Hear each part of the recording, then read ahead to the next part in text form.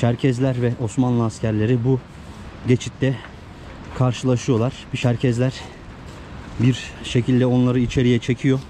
Tren hareket etti, şimdi turumuza başladık. Doğa gerçekten muhteşem. Yüksek ihtimalle bu su içiliyordur da. Bazı noktalarda bu geçit 400 metre derinliğe kadar ulaşıyor. Şöyle farel, alabalık. Bu. Bakın her türlü Çerkez peyniri var burada. Da что? Вот это? Hıçın da. Hıçın da varmış.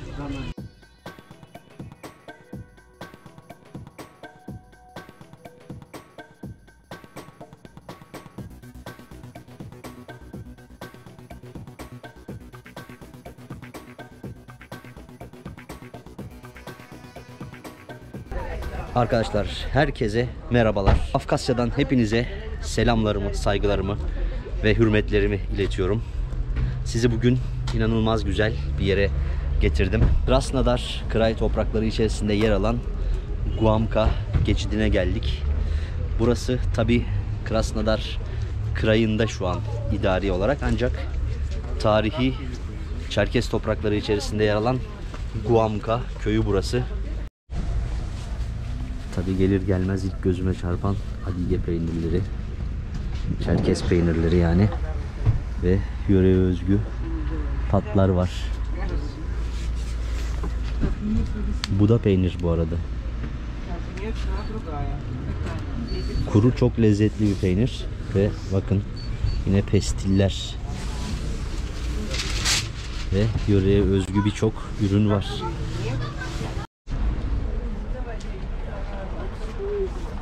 Evet, yöreye özgü gördüğünüz gibi birçok şey var yine. Reçel, tatlı, bal, çay, meşhur dağ çayları. Burada tabi yeni yıl tatili olması nedeniyle muazzam da bir kalabalık var. Şimdi Guamka turumuza başlıyoruz. Buranın ismi arkadaşlar Guamka geçidi. Gördüğünüz gibi muhteşem güzellikte bir yer. Tabi doğal güzellikleri kadar buranın tarihi önemi de var. Burayla ilgili tüm detaylı bilgileri birazdan zaten sizlere anlatmaya başlayacağım ve burada çok da güzel, yani İsviçre'yi andıran, hatta İsviçre'den daha güzel diyebileceğimiz bir tren rotası var ve şimdi o trene doğru çıkıyoruz. Burası tabi coğrafi olarak Krasnodar Krai'ne bağlı, fakat eski Çerkez toprakları içerisinde, Adige toprakları içerisinde yer alan bir yer ve bir geçit burası. Daha doğrusu bir kanyon. Yani çok uzun yıllar önce oluşmuş olan bir kanyon. Kurjis Nehri tarafından oluşturulmuş. Tren biletimizi online aldık. Şuradan bineceğiz. İsterseniz buradan da alınabiliyor. Şimdi trene gideceğiz ve yolculuğumuza başlayacağız. Dedim ya, yeni yıl olması nedeniyle de, yeni yıl tatili olması nedeniyle burası gayet kalabalık. Arkadaşlar buranın tabi doğası muhteşem. Yani zaten gördüğünüz gibi şöyle bir akarsu geçiyor. Bir kanyon. Özellikle tabi burası ilkbahar, yaz, sonbahar döneminde daha renkli ve cıvıl cıvıl oluyor, yani doğal anlamda. Kışında tabi kar yağdığı zaman çok güzel bir görüntüsü oluyor. Fakat şansımıza bugün çok güzel bir hava var. En azından ben de size şöyle hem etrafı göstereyim, hem de şu akarsuya da daha yakından bakalım. Bu akarsuyun ismi de Kurjis akarsuyu. Kurjis Nehri yani. Ve bu nehir oluşturmuş bu görmüş olduğunuz kanyonu. Suyun güzelliğine baksanız arkadaşlar. Yani doğa gerçekten muhteşem. Yüksek ihtimalle bu su içiliyordur da. Ama yanımızda bardak yok ve soğuktur yüksek ihtimal bu. Tabi karlar eridiğinde burası daha yoğun bir, daha yüksek suyun olduğu bir akıma ulaşıyor. Fakat şimdi bu seviyede yine de çok güzel. Ve bazı noktalarda bu geçit 400 metreye kadar ulaşıyor. 400 metre derinliğe kadar ulaşıyor. Bunun daha doğrusu bu oluşumun nasıl oluştuğunu, geçitlerin nasıl oluştuğunu size yukarıda anlatayım.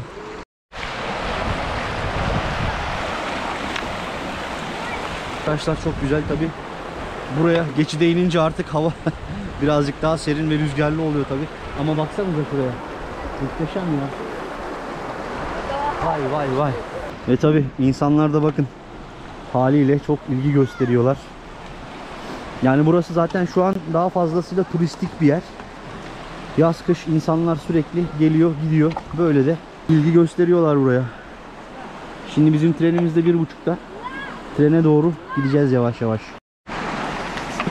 Timur'un da en sevdiği aktivite tabi. Yürü, at. At hadi.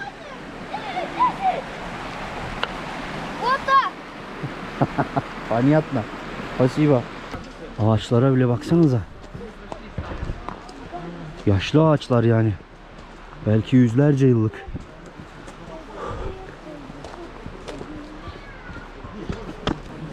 Burası da bilete, yani bilet kuyruğu trene geçiş için.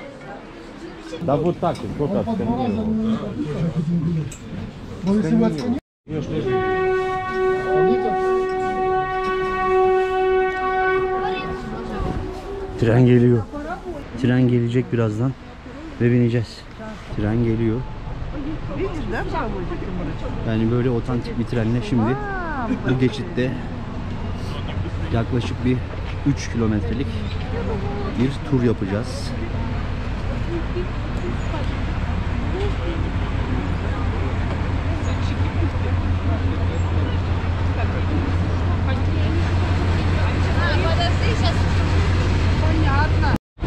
İşte tren böyle ve şimdi geçitin derinliklerine doğru gideceğiz. Tren hareket etti, şimdi turumuza başladık. Baksanıza suyun rengine.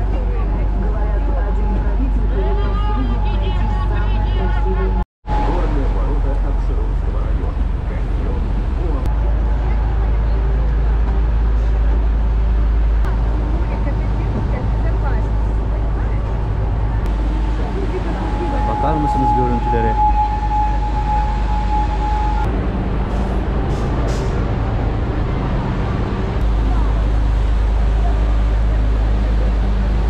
Rusça anlatarak, burada bilgiler vererek gidiyorsunuz. Şurada da görevli abla var.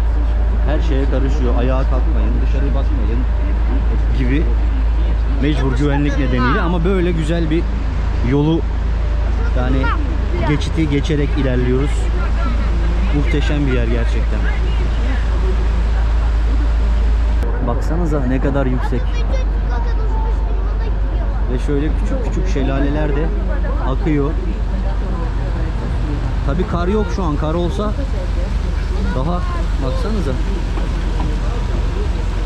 daha kuvvetli oluyor bu şelaleler ama şimdi bu şekilde ufak ufak akıyorlar. Aşağıya da bir tane tren düşmüş zamanında. Bunun hikayesini de birazdan anlatırım size. Eski yıllarda buraya bir tren düşmüş, yani düşünün.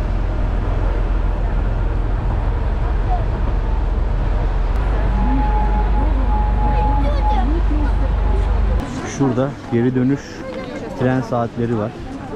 Buraya kadar trenle geldik. Yaklaşık 3,5 kilometrelik bir yol. Tabi Yeni Yıl Ağacı da böyle burada. Ve şuradaki manzaraya bir bakın.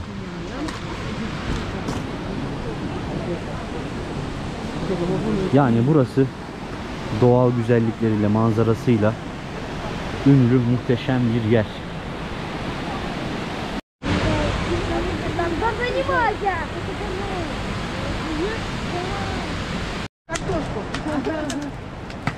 Arkadaşlar burada hava gerçekten soğudu ve haliyle böyle bir çözüm üretmişler.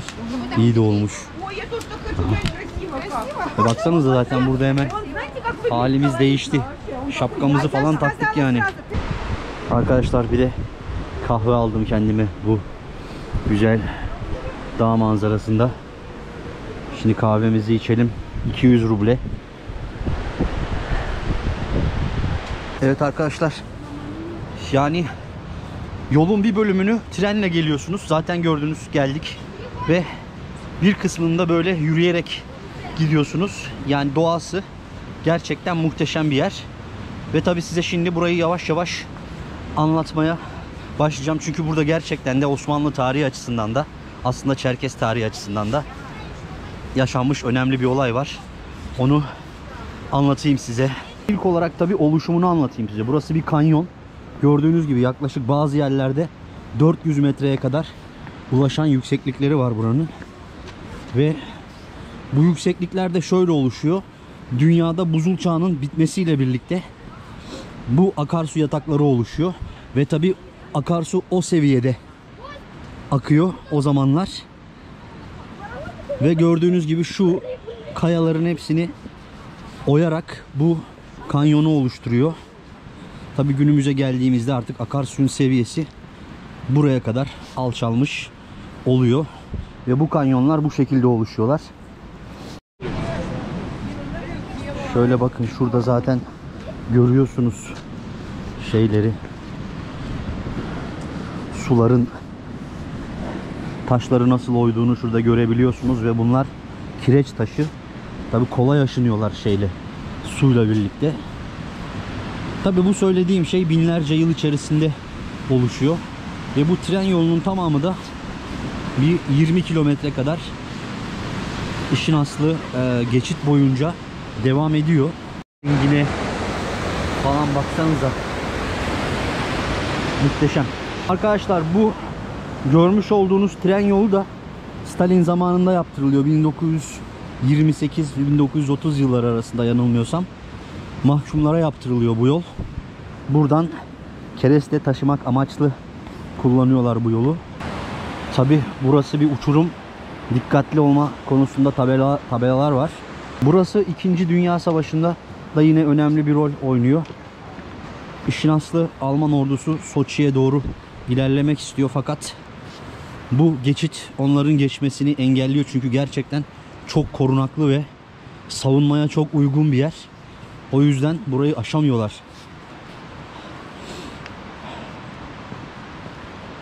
Ben şahsen arkadaşlar şu an işin aslı kar yağmış olmasını isterdim burayı. Çünkü karlı haliyle gerçekten çok merak ediyorum. Ama işte böyle. Burayı da tabii göstermek istedim sizlere. Hem bu arada yeni yıl, yani bugün 3 Ocak. Bu vasıtayla hepinizin yeni yılını tekrardan kutluyorum. O yüzden kar yağmasını bekliyordum işin aslı ama maalesef böyle bir hava çıktı karşımıza. Tabii bunun da ayrı bir güzelliği var yani. Gerçekten kanyonda çok enteresan oluşumlar var arkadaşlar. Şöyle baktığınızda ormanlar falan muhteşem. Burada da Jelani Vadapat, bir şelale var. Ufak. Bakın insanlar da böyle zaten fotoğraf falan çekiliyorlar. Ve böyle gerçekten çok güzel görüntüsü olan bir şelale var burada sevgili arkadaşlar. Dilek tutuyor galiba, bir şeyler yapıyorlar. Evet. Arkadaşlar bu şelalenin ismi İstek Şelalesi'ymiş. Buraya girip istediğin bir şeyi, yani dilek biliyorsun. Ben de dileyeceğim inşallah gitmezsen.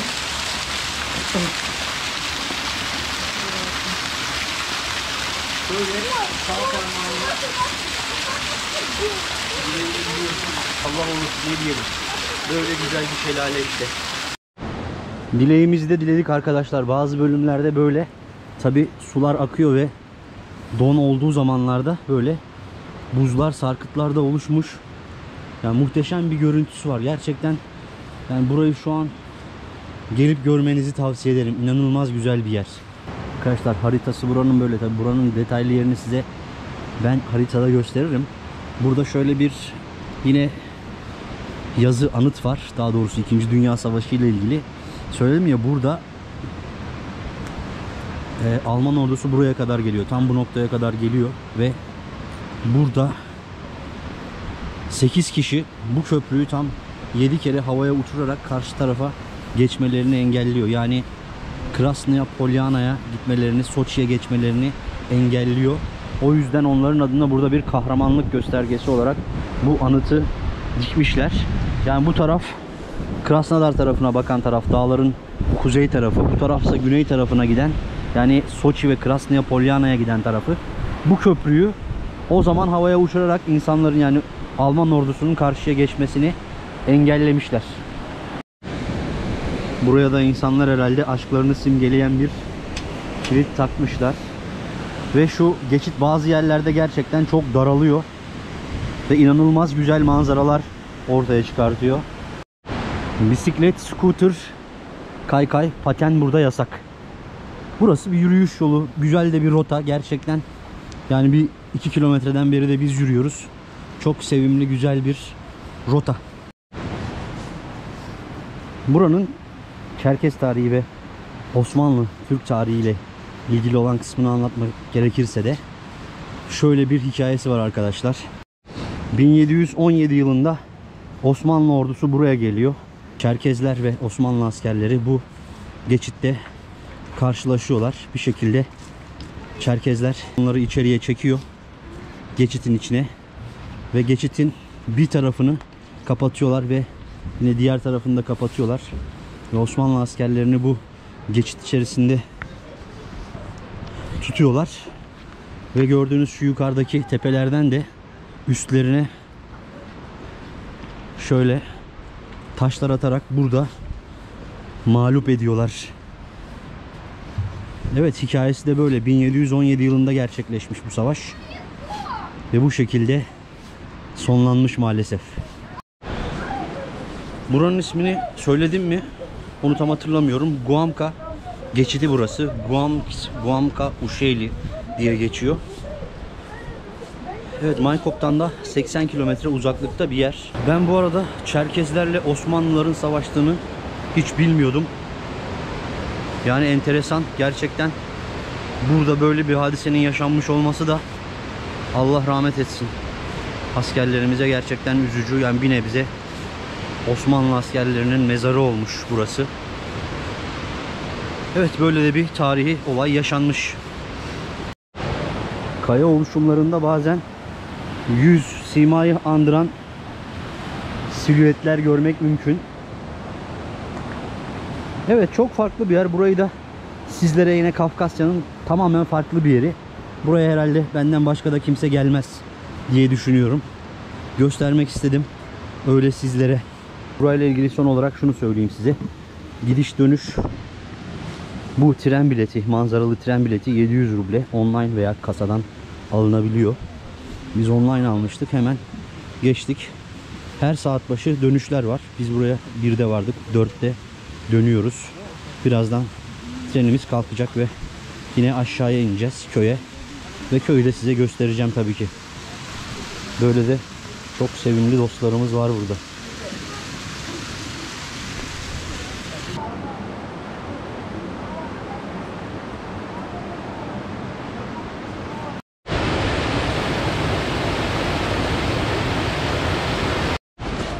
Burası 1707 yılında açılmış. Evet, şöyle bir yeni yıl ağacı var. Az önce söylemiştim. Burası da şu. Bura Guamske Uşeyli, yani Guamka geçidi buranın ismi. Manzarayı buradan bir kere daha göstereyim ve trene geçeceğiz.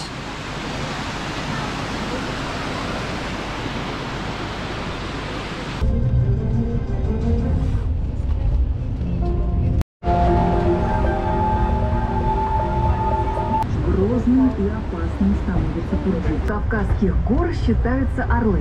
Посмотрите. Geldik aşağıya. Tren yolculuğumuzu bitirmiş olduk böylelikle. Şimdi köye doğru gidiyoruz. Çok güzel bir ormanın kenarından yürüyerek Guamka köyüne doğru ilerliyoruz. Size biraz da köyü göstereyim, oradaki yaşayışı göstereyim istiyorum. Arkadaşlar, burada tabii çok güzel oteller de var böyle. Yani sıcak havuzlu, lüks, gayet güzel oteller var. Özellikle tabii kar yağınca buralar yani gerçekten çok güzel oluyor. O yüzden Buraları aslında ben karlı görmek istiyordum ama olmadı. Yapacak bir şey yok. Ve tabii böyle bir pazar da var. Bakalım ne satıyorlar. Et, balık.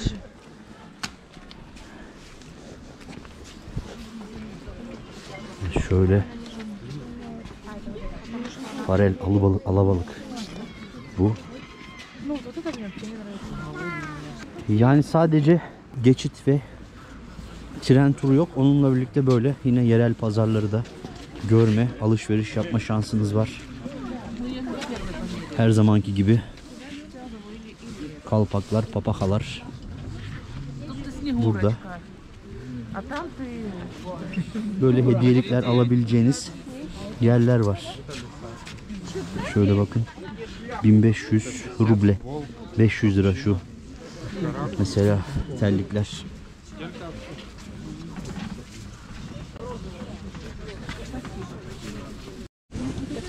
Ev yapımı, el yapımı doğal ürünler var, çaylar var. Вот это что? Это орешки в меду. Ay, areşki medu. Hı hı. Evet, o da bal ve fındık fıstık beraber kuvvet macunu gibi bir şey herhalde.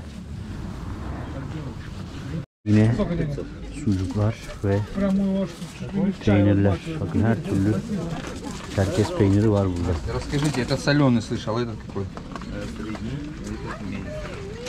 Ve tabii kuru balıklar da var. Baksanıza bunlar yine farel, alabalık. Evet, insanlar da yoğun ilgi gösteriyorlar. Bakın yani buralarda da kafeler, yine hediyelikçiler var. İsterseniz buralardan yiyip içip bir şeyler satın alabiliyorsunuz. Biraz da size tabii köyleri göstereyim. Köyün evlerini, sokaklarını göstereyim ve ondan sonra artık gezimizi noktalandıralım. El yapımı ne güzel şeyler var ya. Tahtadan yapılmış bakın. Şu lamba galiba. Tabii yemekler de var. Biz de buradan ne alıyorduk? Bulaçık alıyoruz galiba. Evet, böyle hazır hemen hamur işleri yapıyorlar. Veriyorlar. Eta что? Вот это. Качин. Hıçın da. Hıçın da varmış. Güzel. Böyle isterseniz köyde, kafelerde karnınızda doyurabiliyorsunuz. Hediyelikler alabiliyorsunuz şöyle. Bakın yine buralara özgü sabunlardan tutun. Her şey var. Yani şöyle çok tatlı eski köy evlerini de görebiliyorsunuz. Böyle yeni yapım evler de var. Böyle arabalarla da geliyorlar. Tabi burası şu an turistik bir köy. Artık turizm ağırlıklı geçiniyor bu köy. Görmüş olduğunuz o geçitten dolayı tam bir köy hayatı diyemeyiz ama gerçekten de ilginç ve güzel bir yer ve tabi burası, az önce de gösterdim ya, birçok oteller de var. O otellerde konaklayabiliyorsunuz. Dolayısıyla gelip burada tatil de yapılabilir yani. Eğer köy hayatı, işte böyle doğa, bu tarz şeyleri seviyorsanız gerçekten mükemmel bir yer. Evet arkadaşlar, köyün tam meydanına geldim. Burası at harası. Atlar var. Çok güzel. Şöyle biraz yaklaşayım. Atları da çok severim ben. Baksanıza. Ne kadar asil hayvanlar ya. Gerçekten çok seviyorum atları. Köyde böyle arkadaşlar. Guamka köyündeki oteller de biraz bu şekilde arkadaşlar. Şöyle bir ana bina, ek binalar ve restoranların, yatakhanelerin olduğu yine binalar oluyor. Örnek olarak burası gibi. Daha fazlasıyla böyle daha nasıl söyleyeyim size, köy otelleri gibi oteller, butik oteller oluyor. Ama tabii gerçekten çok güzel hizmetleri falan oluyor ve muhteşem bir doğada tatil yapmış oluyorsunuz. Bakın bu atlarla da tur yapılabiliyormuş ve insanlar binmişler, geliyorlar.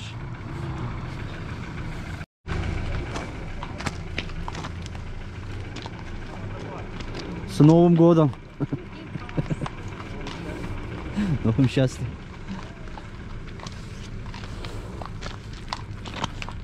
İşte böyle insanlar biniyorlar. Здравствуйте. Gerçekten baksanıza ne kadar güzel bir hayvan. Şöyle biraz şu tarafa doğru yürüyeyim.